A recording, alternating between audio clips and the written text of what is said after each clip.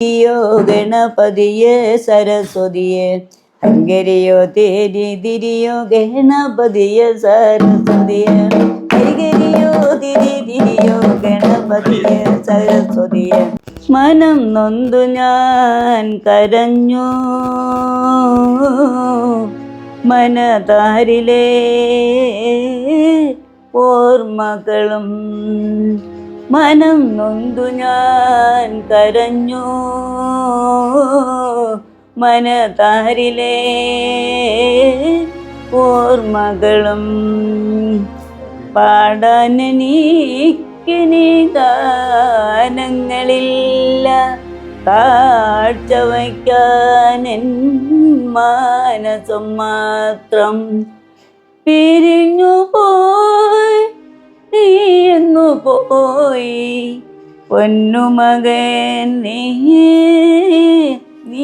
എങ്ങു പോയി പാടാനെനിക്കിനി ഗാനങ്ങളില്ല കാഴ്ച വയ്ക്കാനെൻ മാനസം മാത്രം മനം നൊന്തു ഞാൻ കരഞ്ഞു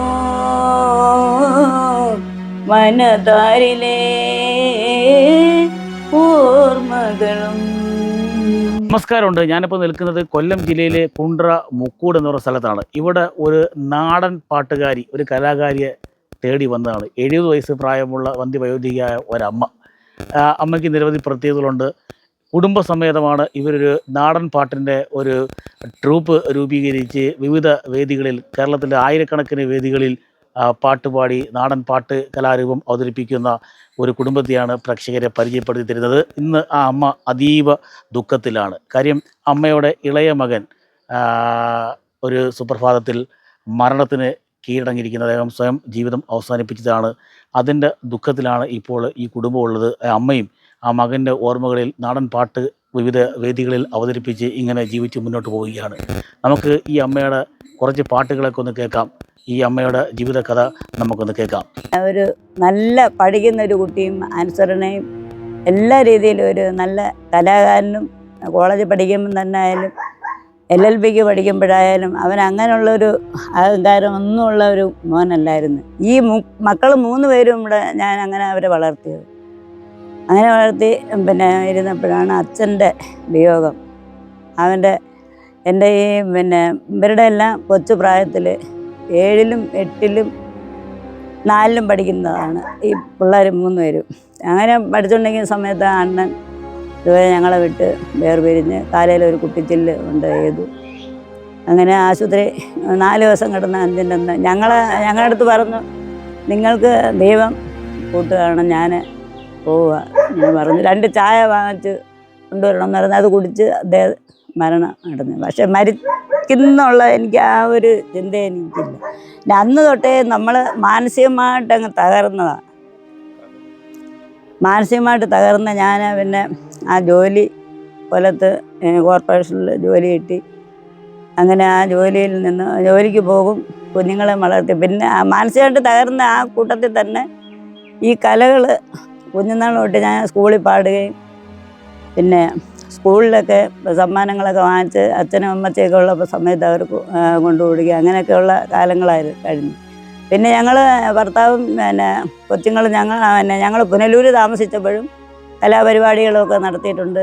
പിന്നെ ആനന്ദബോസ് അവരുടെ നിന്ന് കളക്ടറായിട്ട് ഇരുന്നപ്പോൾ ഞങ്ങൾക്ക് ആ അണ്ണനും ഞങ്ങൾക്കെല്ലാം പ്രോത്സാഹനങ്ങൾ തന്ന് മെമ്മൻ്റോ ഒക്കെ തന്നതാണ് അന്നത്തെ കാലത്ത് 84-85 കാലയളവിൽ. അപ്പോൾ അതെല്ലാം കഴിഞ്ഞ് ഞങ്ങൾ ഇവിടെ വന്ന് ജോലി, പിന്നെ സ്ഥലം എങ്ങും കിട്ടാതെ വന്നപ്പോൾ ഇവിടെ തന്നെ വീട് വയ്ക്കേണ്ടി വന്നു. ഈ സ്ഥലം ഞങ്ങൾ അന്ന് വാങ്ങിച്ചതാണ്. അങ്ങനെ എൻ്റെ ഭർത്താവിൻ്റെ ആ വേർപാട്, അത് കഴിഞ്ഞ് മോന് ജോലി കിട്ടുന്ന ഗൾഫിലായിരുന്നു അയാൾ, ജോലി കിട്ടി ഇവിടെ വന്ന് ഇത്രയും നാളുകളായി അവൻ ഞങ്ങളുടെ കൂടെ എപ്പോഴും പാട്ടിനും പിന്നെ സ്റ്റേഷനിൽ പോവുകയും ജോലി കാര്യങ്ങൾ എല്ലാ കാര്യങ്ങളും മോനെ അറിഞ്ഞുകൊണ്ടിരുന്നത്. നമ്മളെ വീട്ടുകാര്യങ്ങളായാലും നാട്ടുകാരെ സ്നേഹിക്കാനായാലും എല്ലാം ഒരു നല്ലൊരു വ്യക്തിയുടെ ഉടമയായിരുന്നു. മകനായതുകൊണ്ട് പറയുമല്ല, അത്രയ്ക്ക് ഞങ്ങളുടെ ഒരു നട്ടല്ല പോയിരിക്കുന്നത്, അത് മാത്രം പറഞ്ഞതാണ്. അങ്ങനെ പെട്ടെന്നുള്ള വേർപാട് എന്നെ ആകെ തളർത്തിയിരിക്കുക. ഞങ്ങളെ കുടുംബത്തിലെ അവൻ്റെ സഹോദരങ്ങളും ഞാനും ഞങ്ങൾ അത്ര മാനസികമായിട്ട് പ്രയാസപ്പെട്ട കഴിയുന്നത്. ഓരോ ദിവസവും തള്ളി നീക്കുക, അതേ പറയാൻ പറ്റൂ. അച്ഛനും മോനെ അങ്ങനെ അടുത്തടുത്ത് അടക്കിയിരിക്കുന്നു. പക്ഷേ എൻ്റെ ഒരു ആഗ്രഹം അവനെ നമ്മുടെ ഒരു കുടീരം കെട്ടി അതെന്നെ അവൻ്റെ ഓർമ്മയ്ക്ക് ഞാനിരിക്കുമ്പോഴെങ്കിലും അത് കാണുന്നതിനായിട്ടാണ് ഞാനിവിടെ കെട്ടിയത് തന്നെ. പിന്നെ അയാൾ വെച്ച വീടും അയാൾ വെള്ളം പിടിച്ച ഇവിടെ എല്ലാം വെള്ളവും എല്ലാ കാര്യങ്ങളും സൗകര്യപ്പെടുത്തിയിട്ടുള്ള ഒരാളാണ്. പക്ഷേ മോനിന്ന് ഇവിടെ ഇല്ല. മോനിനി എന്നത്തേക്കും ആയിട്ട് അവൻ മൺമറന്നിരിക്കുക. അത്രയ്ക്ക് മാനസികമായിട്ട് വിഷമമുണ്ട്. പിന്നെ അങ്ങനെ ഇരിക്കുമ്പോൾ ഈ കാലയളവിലെല്ലാം പരിപാടിക്കെല്ലാം ഞങ്ങളുടെ കൂടെ വരികയും ഞങ്ങൾക്ക് ഒരു താങ്ങും തണലുമായിട്ടും അയാളുണ്ടെങ്കിൽ ഞങ്ങളൊന്നും അറിയണ്ട, എല്ലാ കാര്യങ്ങളും അയാൾ ചെയ്തോളും.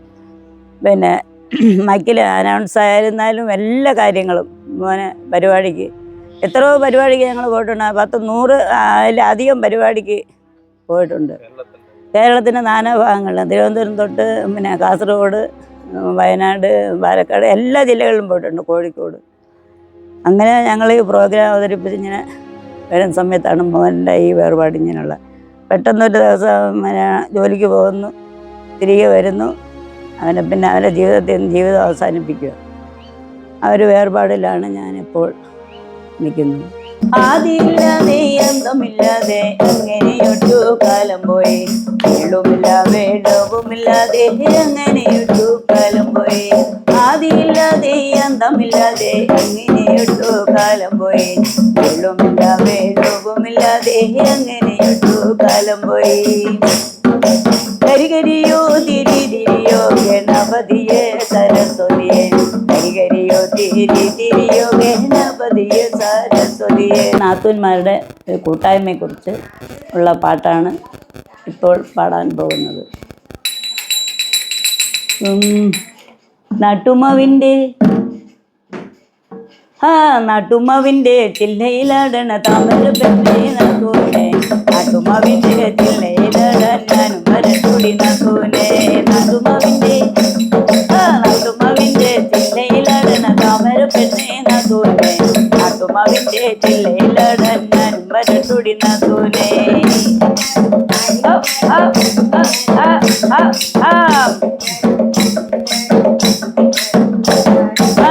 ഈ പാട്ട് ഞാൻ സ്വന്തമായിട്ട് എഴുതി വരികളും ട്യൂണും എല്ലാം ചെയ്ത് പാടിയ ഒരു പാട്ടാണ് ഇപ്പോൾ പാടാൻ പോകുന്ന നാടൻ പാട്ട്.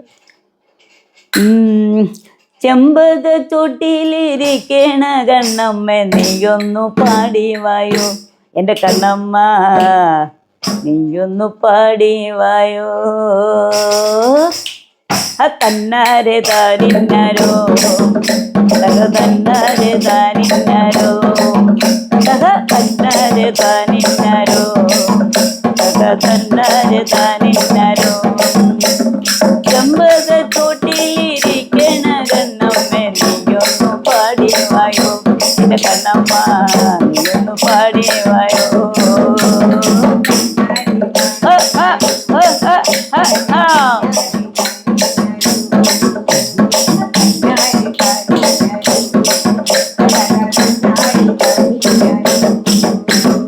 ആലോലമിക്കിളി പാടണ നേരത്തു നീയൊന്നു ആടിവായോ, എൻ്റെ കണ്ണമ്മ നീയൊന്നു ആടിവായോ.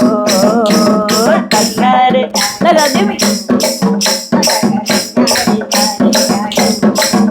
ഓഹോ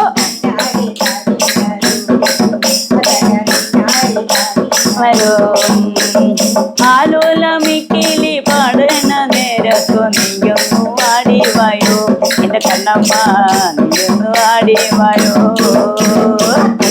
ഇലക്ഷന് വേണ്ടി എഴുതി തയ്യാറാക്കിയ ഒരു പാട്ടാണ്. നിങ്ങളുടെ എല്ലാവരുടെയും വോട്ട് പ്രയോജനപ്പെടുത്തുക അതിനുവേണ്ടി. ജനാധിപത്യ മഹത്തായ ദീപശിഖ, ജാഗ്രതയോടെ നിങ്ങൾ വോട്ടു ചെയ്യൂ.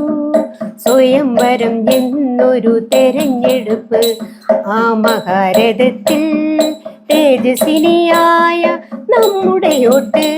നിങ്ങൾ ഓരോ വോട്ടും വിജയിപ്പിക്കൂ, നിങ്ങൾ ഓരോ വോട്ടും പാഴാക്കരുതേ, നിങ്ങൾ ഓരോ വോട്ടും വിജയിപ്പിക്കൂ. ഇളവന്നൂർ മഠത്തിലെ ഇണക്കുയിലേ,